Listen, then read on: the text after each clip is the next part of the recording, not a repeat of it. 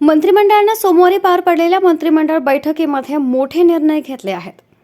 मंत्रिमंडळाने घेतलेल्या निर्णयांमध्ये मुंबईकरांना मोठा दिलासा मिळालाय. मुंबईतील मालमत्ता करात कोणतीही वाढ करण्यात आलेली नाही. त्याशिवाय सरकार 2 लाख रोजगारांच्या संधी उपलब्ध करणार आहे. या मंत्रिमंडळ बैठकीला मुख्यमंत्री एकनाथ शिंदे यांच्यासह उपमुख्यमंत्री आणि शंभूराजे देसाई उपस्थित होते. शिंदे कॅबिनेटने 20 मोठे निर्णय घेतले. त्यामध्ये मुंबईकरांना यावर्षी सुद्धा मालमत्ता कर वाढ नाही. राज्यात नमो महारोजगार मेळावे आयोजित करणार, 2 लाख रोजगार स्वयंरोजगार निर्माण करणार, ज्येष्ठ नागरिकांसाठी शासन संवेदनशील, मुख्यमंत्री वयोश्री योजनेतून 65 वर्षांवरील नागरिकांना लाभ देणार असल्याचे महत्त्वपूर्ण निर्णय घेण्यात आले.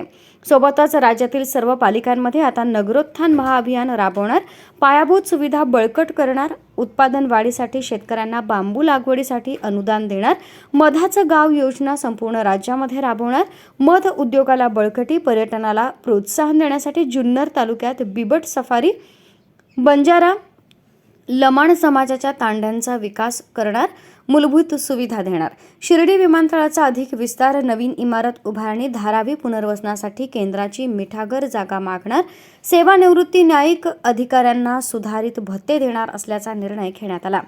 स्वर्गीय बाळासाहेब ठाकरे उपसा सिंचन सांगोला प्रकल्पास सुधारित मान्यता, बिगर कृषी सहकारी संस्थांना अर्थसहाय्य, पतसंस्था मजबूत करणार, कोंढाणे लघु प्रकल्पाच्या कामास जादा खर्चास मान्यता, तिवसे लघु पाटबंधारे योजनेची पुनर्स्थापना करणार, नांदेडच्या गुरुद्वारासाठी तख्त सचखंड श्री हजूर साहिब गुरुद्वारा अधिनियम, महाराष्ट्र लोकसेवा आयोगाची प्रतिमा उंचावण्यासाठी जनसंपर्क अधिकारी नेमणार, कृषी विद्यापीठातील शिक्षकांच्या सेवानिवृत्तीचे वय आता 60 वर्ष, सिंधुदुर्ग जिल्ह्यात सार्वजनिक बांधकामाचे नवीन मंडळ कार्यालय, गोसेवा आयोगासाठी सह आयुक्त पशुसंवर्धन पद निर्माण करण्याचा निर्णय बैठकीमध्ये घेण्यात आला.